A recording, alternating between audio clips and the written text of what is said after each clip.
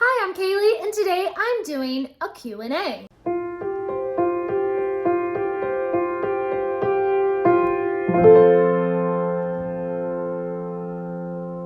So when I hit 6,000 subscribers to celebrate, I did a poll asking you guys, what should I do to celebrate 6,000 subscribers? And you guys said, let's do a Q&A. So I have some questions here that some people have sent in, and we're gonna answer some of these questions. Oh boy. Y'all asked some hard questions. Some of these I'm not really sure what I'm gonna say. So we're just gonna wing it. But before we dive into the questions, let's reach back over here to our Booktuber Shoutout book, and we're gonna shout out somebody randomly. Today's shout out goes to Sun and Mood Reads. I will leave a link to her channel down in the description, so be sure to go over and subscribe to her, and please, of course, do subscribe to this channel and give this video a big thumbs up to congratulate me on reaching 6,000 subscribers. And let's dive right in. Our first question is from Esteban, and he asked, what do you think Charles Dickens would say or write about our times? Right away, a really difficult question. I don't know, I think in some cases he would just sort of laugh. I think he would just laugh at us like, you guys are a bunch of idiots. I think he would sort of chuckle because he would sort of be like, human nature hasn't really changed any. Our next few questions come from Luke and Jennifer Higgins. Have you traveled to any countries other than Mexico? And if so, which ones? I actually haven't. I've only ever traveled just to the United States, where I live now, and to Mexico, where I grew up as a child. I've never really been anywhere else, and that makes me sad. I have my passport. I can go somewhere if I wanted. But the truth is, I'm just such a homebody. I don't really like to travel that much. I just like to be at home with my books and my coziness and my piano in my own little house. Just not a big traveler, I guess. Oh well.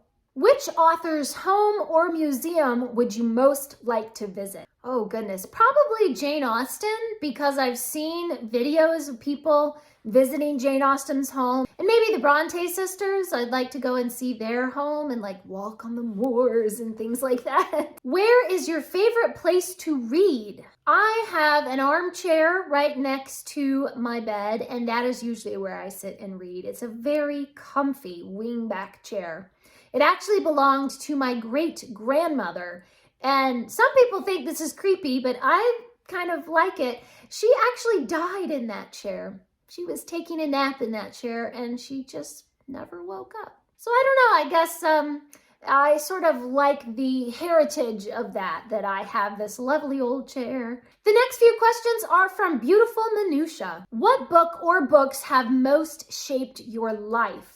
Oh goodness, so many books that have really shaped like who I am as a person. But I think one of the books that really shaped my character when I was a young child was The Courage of Sarah Noble. And I was so inspired by Sarah's story. And I thought, well, if she can be courageous, then I can too. I'm actually thinking about doing a whole video series about books that have shaped my life, books that made me who I am. So leave me a comment down below and let me know, do you want to see me do a whole video series all about books that made me who I am? What is a book that is outside your normal genre or comfort zone that you really love? I think probably Ender's Game.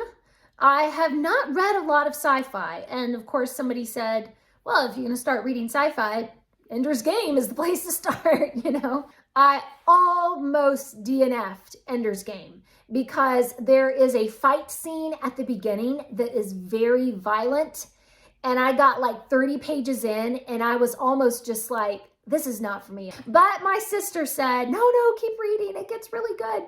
And I just ended up loving it, you know. And I'm actually reading through the rest of the series now. And I have a whole bunch of books from Orson Scott Card that I need to read. And I kind of just got really interested in the sci-fi genre, and now I'm trying to read more sci-fi. What do you do for a living? I am a piano teacher. Actually, just a few months ago, I switched to teaching full-time. I did have sort of a little side job that I worked at an office, and then I was teaching in the evenings and on the weekend. But now I'm not at that office anymore, and I am just teaching full-time, and I love it. Oh, I just love it so much. I don't know why I slaved away in that horrible little office for so long. My real heart is in teaching, especially teaching music. If you could travel anywhere in the world, where would you go?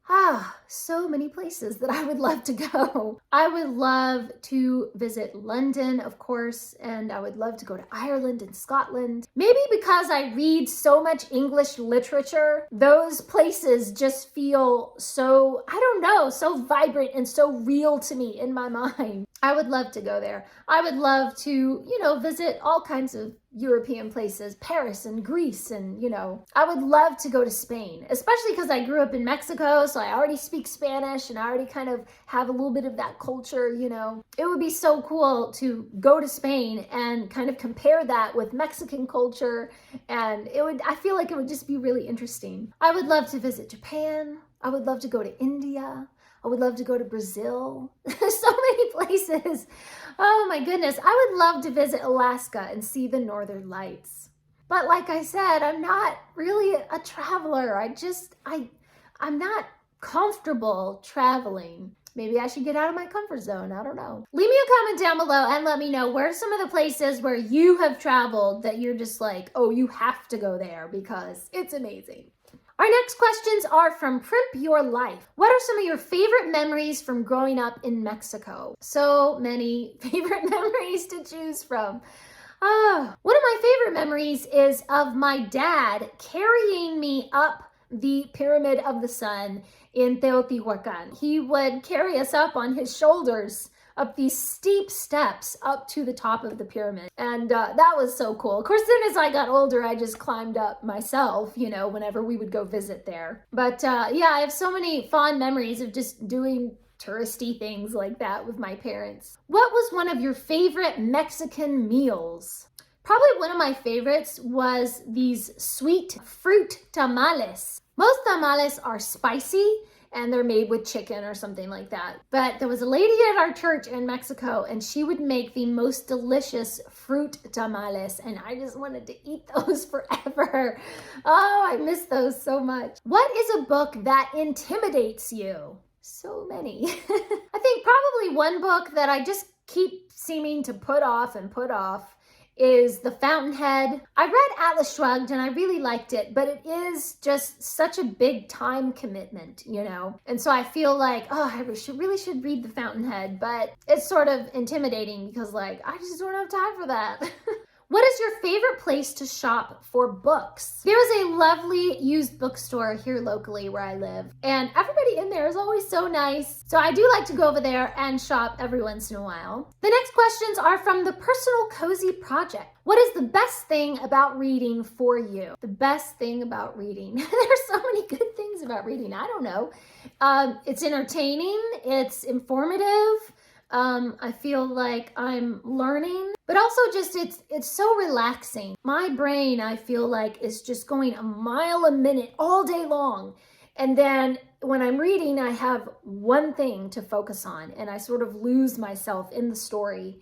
And it helps me to sort of calm my thoughts, I think. How do you keep motivated to make videos? That's a very good question, because I've been doing this for 8 years now, and I've just now gotten up to 6,000 subscribers, I'm obviously not doing it for the money, because I make about $1 a day doing this, but I did it for years and years before I was ever monetized. I definitely do it for the community, talking with you guys in the comments and seeing other people's videos and everything. I think a big part of what keeps me motivated is just I need an outlet. I need an outlet to talk about books and all the things that I'm thinking about books. The next question is from A Bear and Bee Books. What is your favorite time period to read from? Like a lot of people who read classics, I'm probably going to have to say the Victorian era. The Victorian period was really kind of when the fictional novel really came into its own. You started seeing a lot more character-driven books instead of so much plot-driven like they were in previous eras. So yeah, I think that definitely anywhere in that Victorian era really is one of my favorites. The next questions are from Eli Miller. Have you ever bought pretty or old books with no intention to read them? Yes, I definitely have. I have a whole shelf of lovely antique looking books that I will probably never read, but they just look so pretty on the shelf.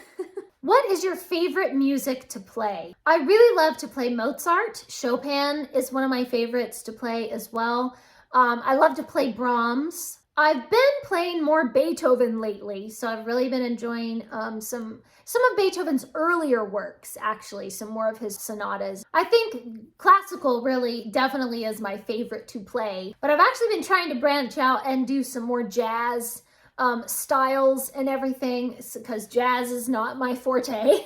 I'm classically trained, and so I didn't learn a lot of jazz when I was a kid and when I was in college or anything. So I've been trying to branch out of my comfort zone and try some new things. But definitely classical is my favorite. The next questions are from Kat Reads. Would you rather meet your favorite author or your favorite character, and who are they? I think I actually did a video a while back about my favorite authors that I want to meet in real life and characters that I want to meet in real life. So I will link that down below and up above here someplace, because I did a whole video about a ton of different authors and characters that I really wish that I could meet them. Do you have any classical music recommendations that are good to listen to for relaxation and for Christmas other than Tchaikovsky's Nutcracker? I really love to listen to Chopin's Nocturnes for relaxation. They're just so beautiful. And I also love to listen to Mozart. There's just something so light and cheerful about Mozart. It always puts me in a good mood. And classical music specifically for Christmas, I don't know, I can't really think of anything like specifically Christmassy other than like maybe Handel or something. The next question is from Tatiana. What are your top underrated and unknown books that you think deserve more love and notoriety? Actually, I just reread a children's book from Marion St. John Webb called Knock 3 Times. I reread it over and over and over. It's absolutely fantastic and adventurous and fun. And I never hear anybody talk about Marion St. John Webb. Like, why is that? Our next question is from Mitzi Reads and Writes. Has being on Booktube changed your reading habits and the type of books you're reading? I think it definitely has. Instead of just reading my own books that are already on my shelves, I spend a lot of time reading books that publishers have sent me. And that really derails a lot of my reading goals every year, because I'm always saying I'm going to read my own actual books. And then I just end up reading books that are sent to me for review. So yeah, it's definitely changed my reading habits. And our last few questions are from Bookworm Boy. What book or books perfectly fits your personality? Oh my goodness. I have a complex personality, guys. Like, I really don't know. Oh dear. There's a lot of different layers to my personality. I'm not sure that there's a book that just encompasses all those things. Oh, I really don't know. I'm totally drawing a blank. I don't know. Sorry. Maybe I'll try to think on that one and maybe do a video about it sometime in the future. Which character do you relate to the most? Oh dear, the most. That's another really difficult one. Like, there's tons of characters that I certainly relate to, but which one do I relate to the most? Why are these questions so difficult? You know, maybe a little bit, maybe Emma from Jane Austen's Emma. So yeah, I think in many, many ways, my personality is very much like Emma. That's probably why Emma is my favorite book by Jane Austen. What book besides the Bible would you recommend to everyone, even if they aren't too keen on reading? I think maybe Sherlock Holmes. Like, they're just so universal. Everyone loves Sherlock Holmes, and they're really easy to read. And usually when people have not read any classics, I recommend for them to start with Sherlock Holmes because they're just so readable. And the last question is, could you give some tips on how to start your own Booktube channel? I think I did a video a long time ago, like years ago, about like tips for, making Booktube videos or something like that. Oh, a long time ago. But it might be time to update that video and make a new video with tips for starting your own Booktube channel. So leave me a comment down below and let me know, is that a video that you would like to see me do of my personal, just how I do things behind the scenes and my tips and everything on how to do your own Booktube channel. Okay, those are all the questions. That was kind of a lot. If you've made it this far in the video, thank you for sticking with me so far. And of course, if you have any other questions for me, just leave them in the comments and I will just respond. Thanks for watching. Please subscribe and remember, the right book in the right hands at the right time can change the world.